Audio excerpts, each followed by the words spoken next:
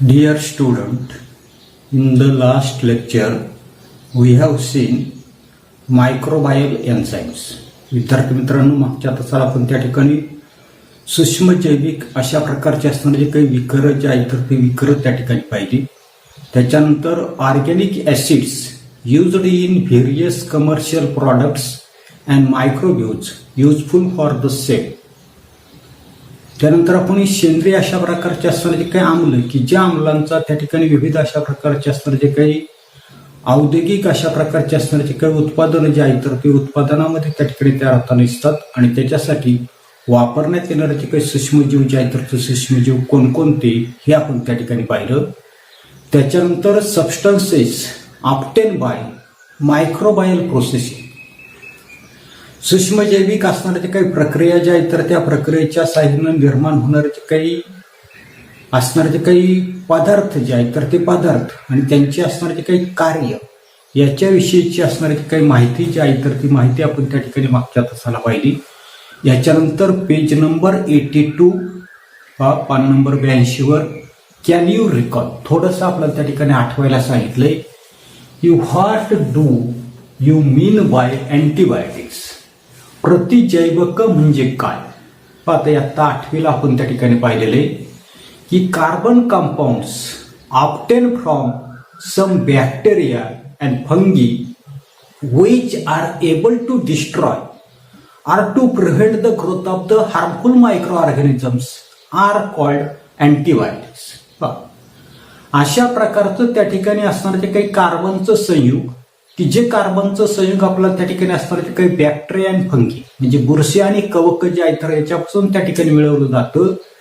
आणि हे असणारं जे काय ऑर्गॅनिक कार्बन कंपाऊंड जे आहेत तर ते कार्बन कंपाऊंड काय करता नसतंय की सर्वसाधारणपणे त्या ठिकाणी हार्मफुल मायक्रो ऑर्गॅनिझम्स म्हणजे घातक अशा प्रकारचे असणारे जे काही सूक्ष्मजीव जे आहेत तर ते सूक्ष्मजीवांचा त्या ठिकाणी नाश करतं किंवा त्यांची असणारे जे काही वाढ जे आहे तर त्या वाढीला काय करता नसते, प्रतिबंध त्या ठिकाणी करता नसते. याला आपण त्या ठिकाणी अँटीबायोटिक्स त्या ठिकाणी म्हणता नसतो. पहा काय व्याख्या सांगता येईल की कार्बन कंपाऊंड्स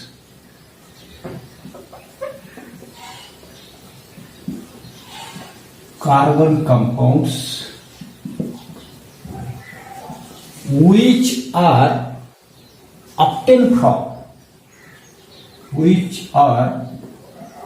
obtained from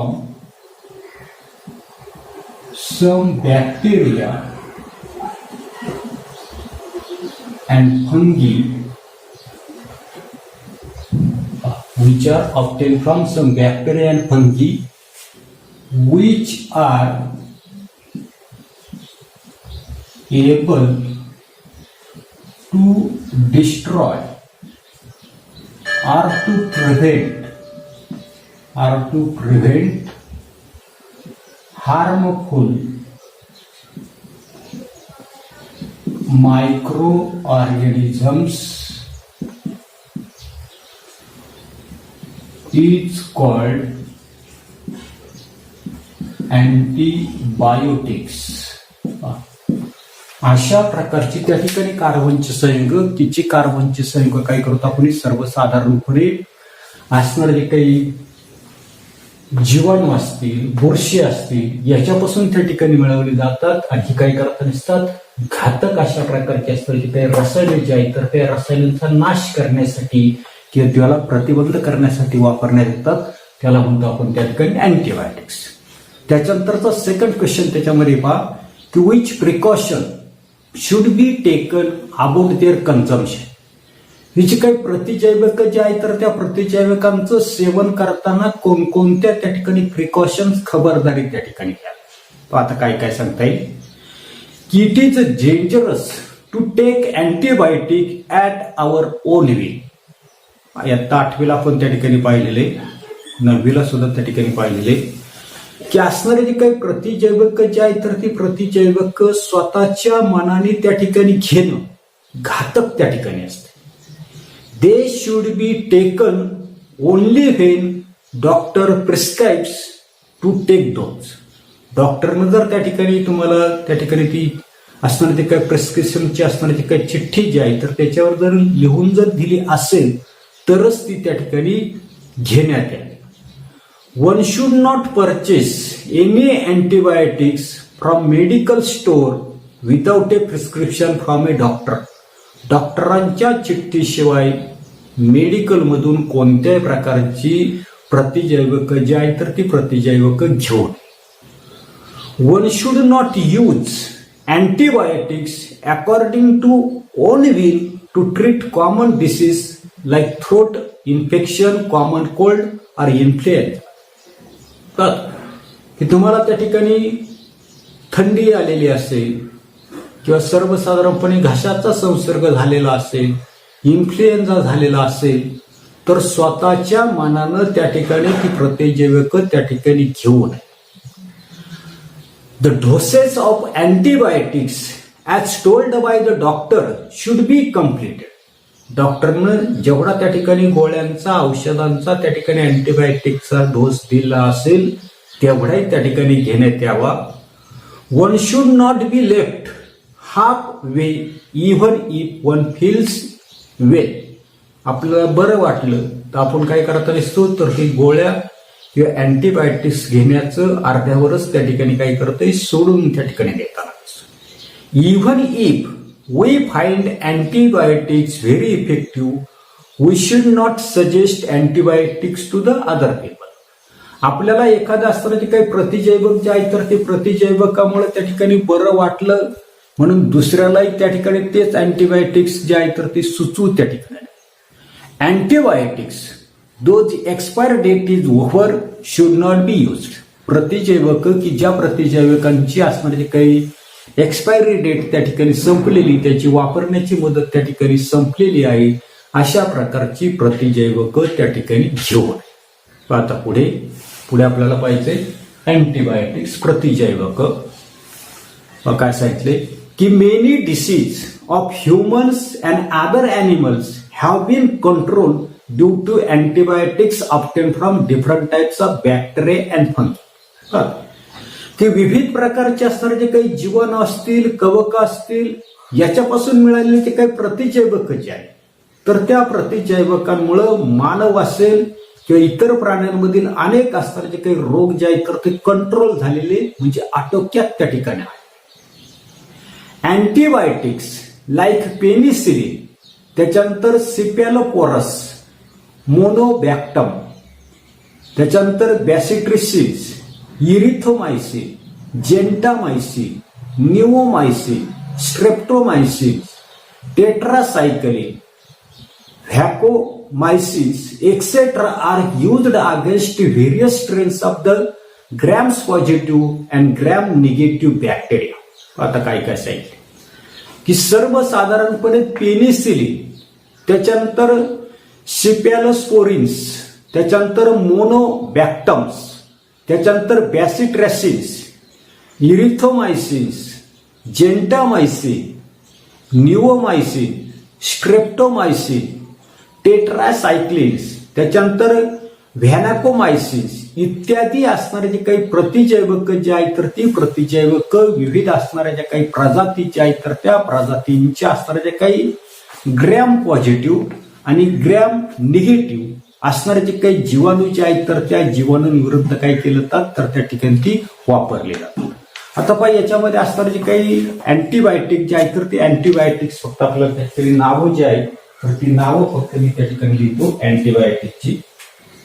आता की सर्वसाधारणपणे पहिलं अँटीबायोटिक्स जे आपल्याला त्या ठिकाणी सांगितलेले तर त्याच्यामध्ये आहे पेनिसिलिन. पण नावं फक्त लक्षात ठेवायची आपल्याला. पेनिसिलिन, त्याच्यानंतर सिपॅलोस्पोरिन्स आहे, त्याच्यानंतरचं पुढचं दिलेलं आपल्याला मोनोबॅक्टम, त्याच्यानंतर पुढचं दिलेलं आपल्याला बॅसिट्रॅसिन्स, त्याच्यानंतर पुढे आहे इरिथ्रोमायसिन, बरोबर. त्याच्यानंतरचं पुढचं दिलेलं आपल्याला जेंटामायसिन, त्याच्यानंतरचं पुढे दिलेले निओमायसिन, त्याच्यानंतर पुढे दिलेलं आपल्याला स्ट्रेप्टोमायसिन, त्याच्यानंतरच आहे टेट्रासायक्लिन, बरोबर, आणि शेवट आपल्याला दिलेलं आहे व्हॅन्कोमायसिन. तर अशा प्रकारची जी असणारी काही प्रतिजैवक जे आहेत, पुन्हा एकदा त्या ठिकाणी पहा की पेनिसिलिन आहे, त्याच्यानंतरचं पुढचं आपल्याला दिलेलं आहे पेनिसिलिन, नंतरचं सिपॅलोस्ट्रिन्स, त्याच्यानंतरचं दिलेलं आहे मोनोबॅक्टम्स, त्याच्यानंतर काही बॅसिट्रिसिन्स, इरिथ्रोमायसिन्स, जेंटामायसिन्स, निओमायसिन्स, स्ट्रेप्टोमायसिन्स, टेट्रासायक्लिन आणि व्हॅन्कोमायसिन्स. अशा प्रकारचे असणारे काही प्रतिजैवक जे आहेत तर ती प्रतिजैवक काय सांगितली, विविध प्रजातीचे असणारे काही ग्रॅम पॉझिटिव्ह आणि ग्रॅम निगेटिव्ह जीवाणूंविरुद्ध त्या ठिकाणी वापरले जातात. त्याच्यानंतर पुढे आपल्याला काय सांगितले की रिफामायसिन इज इफेक्टिव्ह अगेन्स्ट ट्युबरक्युलोसिस. काय सांगितलेले तर त्या ठिकाणी रिफामायसिन, नाव नीट लक्षात ठेवा रिकाम्या जागेसाठी, रिफामायसिन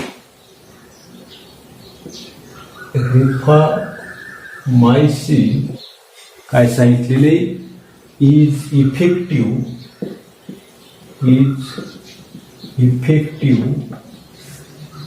अगेन्स्ट ट्युबरक्युलोसिस. याला आपण त्या ठिकाणी टीबी म्हणतात, तो क्षयरोग त्या ठिकाणी म्हणतात.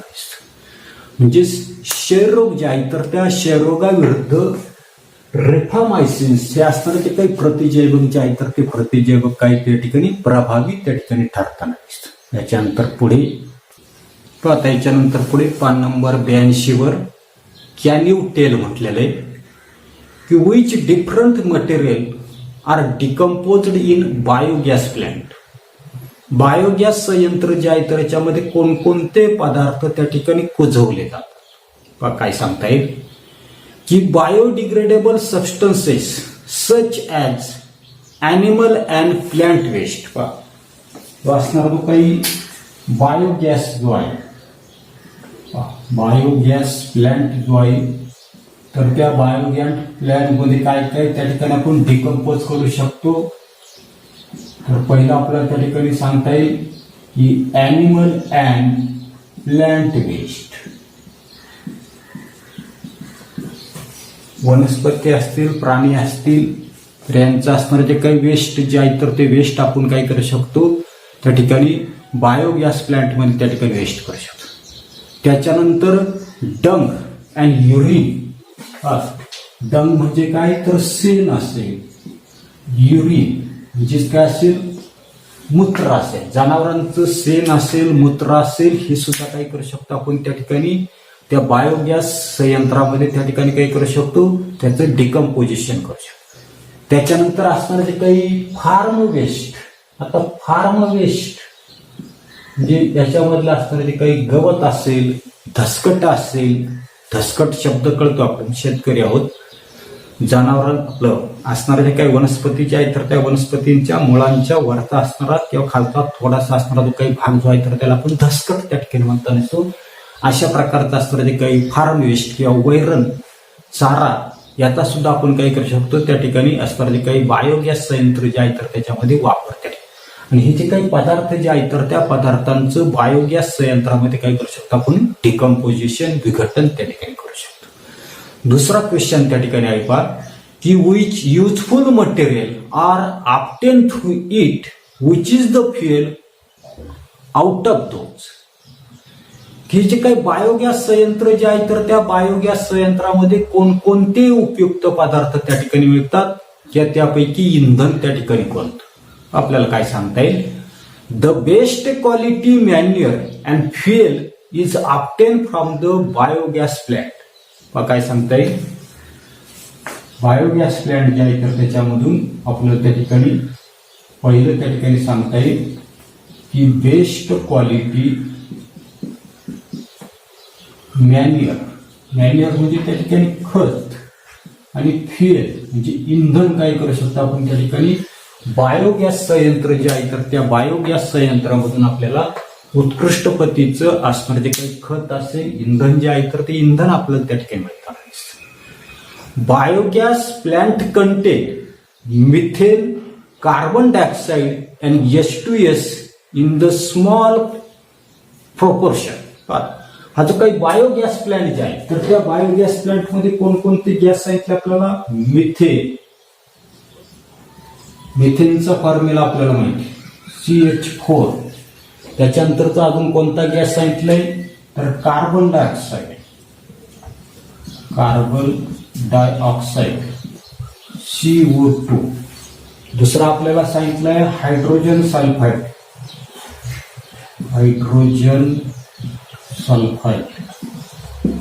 त्याला आपण त्या ठिकाणी H2S म्हणतात. हे जे काही वायू जे आहे तर ती वायू आपल्याला त्या ठिकाणी असणारे जे काही बायोगॅस प्लांट जे आहे तर त्या बायोगॅस प्लांट मधून त्या ठिकाणी मिळतात. तिसरा क्वेश्चन त्याच्यामध्ये आहे बा decomposition occurs through which organism. हे जे काही बायोगॅस संयंत्र जे आहे तर त्या बायोगॅस संयंत्रामध्ये कुजवण्याची असणारी काही क्रिया जी आहे तर ती क्रिया कोणत्या ऑर्गॅनिझम मार्फत त्या ठिकाणी घडून आणली जाते. आता काय सांगता येईल? The methanogenic bacteria present in the excreta of the animal bring about the decomposition of the waste matter. आता काय सांगितलेले की जनावरांचा असताना ते काही एक्सक्रिटा. आता एक्सक्रिटामध्ये आपण पाहिलेलं उदाहरणार्थ या ठिकाणी डंग असेल शेण असेल तर त्या शेणामध्ये असणारा काय सांगितलंय मिथॅनोजेनिक असणारा जो काही बॅक्टेरिया. नाव नीट लक्षात ठेवा काय म्हटलेले मिथॅनोजेनिक bacteria which is present in the excreta. त्या ठिकाणी काय म्हटले एक्सक्रिटा एक्सक्रिटा ऑफ ॲनिमल म्हणजे प्राणी जे आहे तर त्या प्राण्यांचं असणारे जे काही एक्सक्रिटामध्ये आपण त्या ठिकाणी पाहिले की डंग असेल युरिन असेल. आता युरिन मध्ये नाही तर डंग जे आहे शेण जे आहे तर त्याच्यामधला असताना ते काही मिथोजेनिक बॅक्टेरिया जो आहे तर तो काय करता दिसतोय डिकम्पोजिशनची असणारी जी काही प्रक्रिया जी आहे तर ती प्रक्रिया त्या ठिकाणी घडून आणताना दिसतो. येतंय पाहता पुढे आपल्याला पाहिजे मायक्रोवेव्ह अँड फ्युएल्स म्हणजे सूक्ष्मजीव आणि इंधन. काय सांगता येईल की gaseous fuel methane can be obtain by microbial anaerobic decomposition of urban agriculture and industrial waste. काय सांगितले की मोठ्या प्रमाणावर निर्माण होणारा जो काही नागरी कचरा किंवा शेतामधला असताना जो काही कचरा असेल. दुसरं आपल्याला सांगितलं इंडस्ट्रियल वेस्ट म्हणजे औद्योगिक असणारा जो काही कचरा याच्यापासून सूक्ष्म जैविक विनाक्षी अपघटन करून मिथेन वायू हे जे काही इंधन जे आहे तर ते इंधन त्या ठिकाणी काय सांगितले की gaseous fuel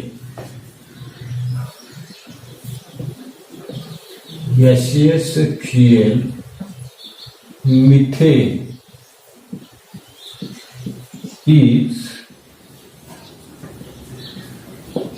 obtained by microbial decomposition of. आता कशा कशाचं मायक्रोबायल डिकम्पोजिशन तर पहिलं आपल्याला सांगितलंय urban agriculture waste. Urban agriculture पहिले एक आपण त्या ठिकाणी होतो. त्याच्यानंतरचं दुसरं आपल्याला सांगितलंय इंडस्ट्रियल वेस्ट. इंडस्ट्रियल वेस्ट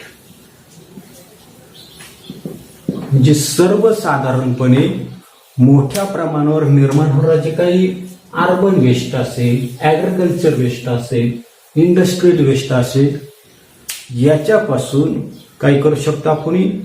हा सर्वात महत्वाचं आपलं राहिले मायक्रोबायल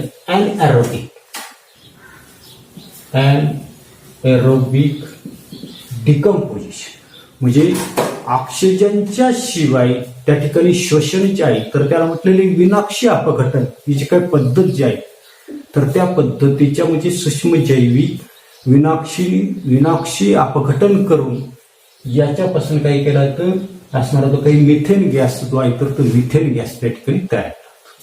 सेकंड आपल्याला दिलेले पहा, ethanol and alcohol is clean smokeless fuel obtained during fermentation of the molasses by the yeast Saccharomyces.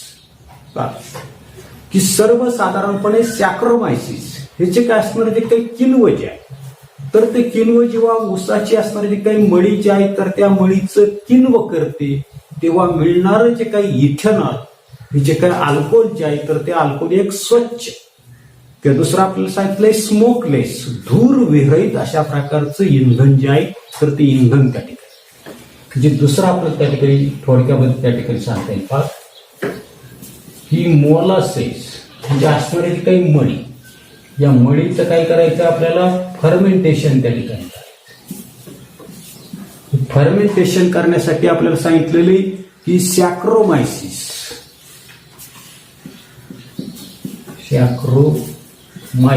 हे जे काही किण्व जे आहे तर ते किण्व त्या ठिकाणी वापरलं जातं आणि याच्या साह्यानं इथेनॉल.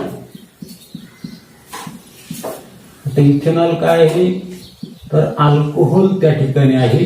हे अल्कोहोल आपल्याला त्या ठिकाणी मिळताना दिसतं. येते तिसरं आपल्याला दिलेले पहा की hydrogen gas is consider to be fuel of the future. का त्या ठिकाणी काय सांगितलेले की hydrogen gas is consider as a fuel for future. म्हणजे काय तर हायड्रोजन वायू हे भविष्यामधलं त्या ठिकाणी इंधन जे आहे तर ते इंधन त्या ठिकाणी मानलं जाणार. त्याच्यानंतर hydrogen gas is released during biophotolysis of the water in which bacteria perform the photoreduction. काय सांगितलेले की सर्वसाधारणपणे पाण्याचं जैविक प्रकाश अपघटन त्याला म्हटलेले बायोफोटोलिसिस ऑफ द वॉटर. ही जी काही प्रक्रिया जी आहे तर त्या प्रक्रियेमध्ये जीवाणू प्रकाशीय शपन त्याला काय म्हटलं आपण त्या ठिकाणी फोटो रिडक्शन करताना हायड्रोजन वायू जो आहे तर तो हायड्रोजन वायू त्या ठिकाणी काय सांगता येईल की हायड्रोजन गॅस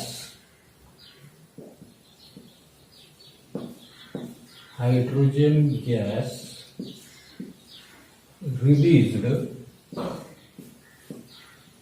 ड्युरिंग कधी हायड्रोजन गॅस त्या ठिकाणी रिलीज होताना दिसतं तर आपल्याला सांगितलंय बायोफोटोलिसिस ऑफ वॉटर. आता फोटो म्हणजे काय प्रकाश म्हणजे पाण्याचं त्या ठिकाणी प्रकाशाच्या साहाय्याने काय केलं तर विघटन त्या ठिकाणी केलं जातं इन विच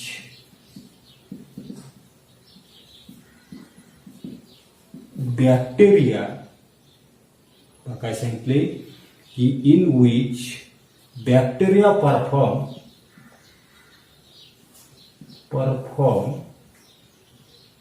the photoreduction.